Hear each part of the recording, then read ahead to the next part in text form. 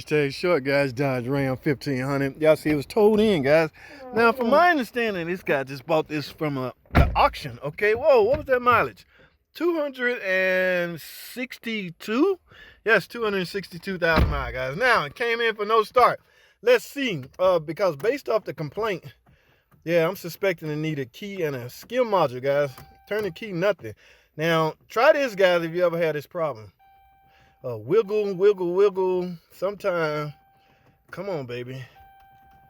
Sometime you can get, where is it at? Where is it at? See that? Yes, I need a skim module and a key, guys, based off that little thing I just did alone. So that is exactly what I'm gonna write on there. Yes, I'm gonna go scan it and go through my preliminary procedure, but I'm almost guaranteed I need a skim and a key. This is a skim module. It's not your typical ignition system. All right, stay tuned for a full video, man. I'll show it then. Hashtag short. Welcome, man. Welcome back to the channel.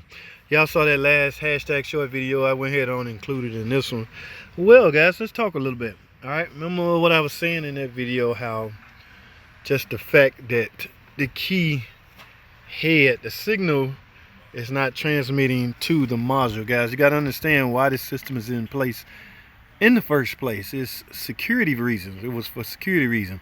Okay, without the chip in this key, you should not be able to start this car. That helps with theft.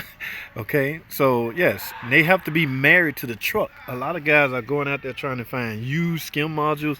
That's some risky stuff, guys, because the skim module has the programming of the vehicle it came out of married to it. So you would basically have to marry your truck to that skim module. I'm not sure that's the best route you can take.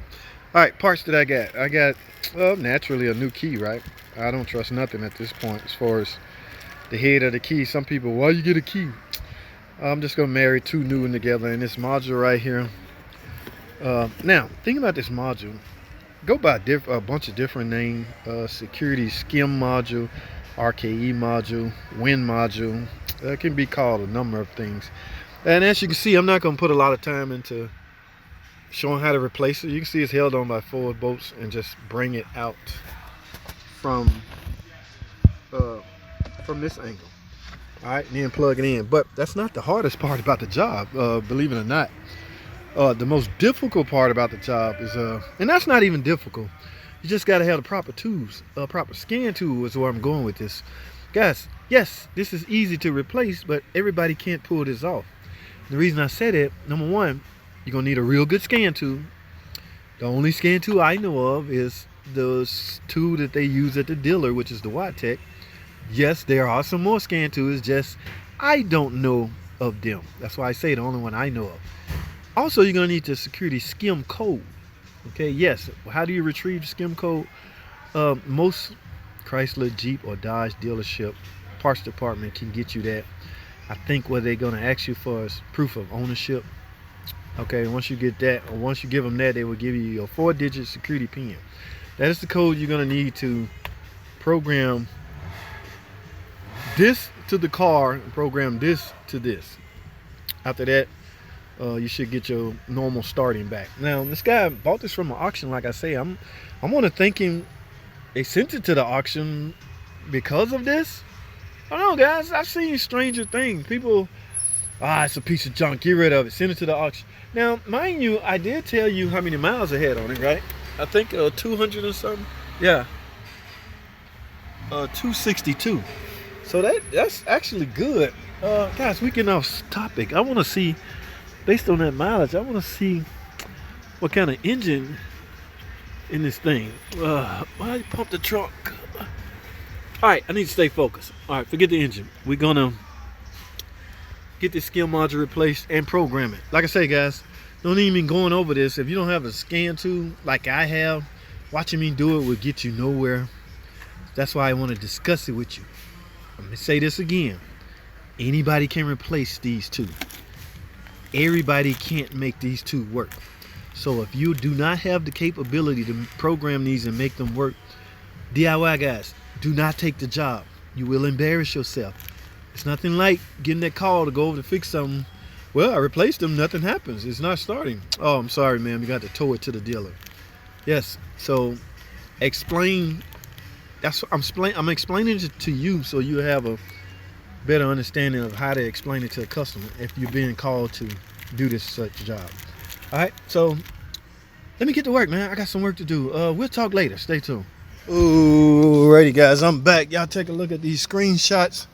Y'all will see the necessary or the procedures I go through to get the new skim module program or married to the vehicle, and then on top of that I have to program the key that will match and marry itself to the skim module.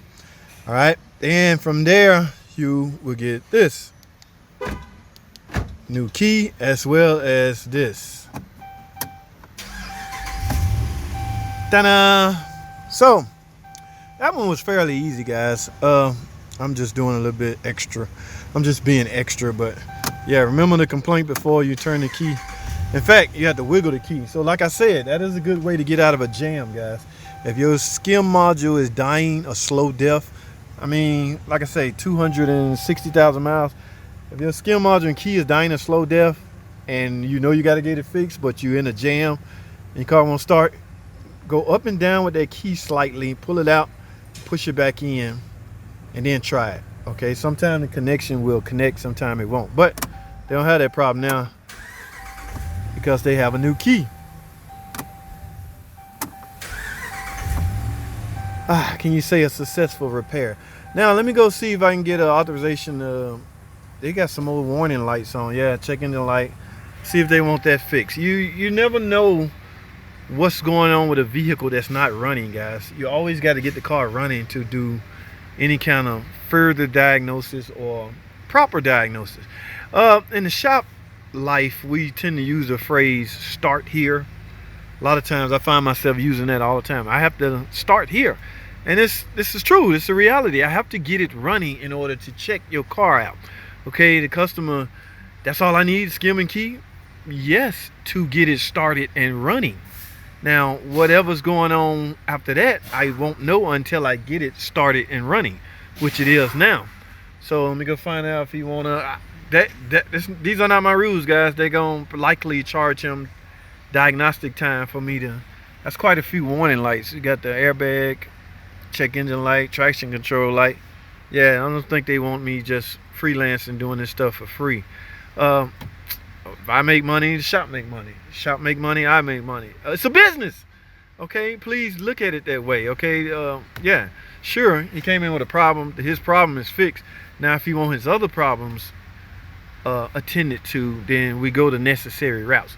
I am wasting a lot of time, guys. I am done. One more time. Yeah, that's all I have, man. Thanks for watching. Comment, subscribe. I'll see y'all in the next video.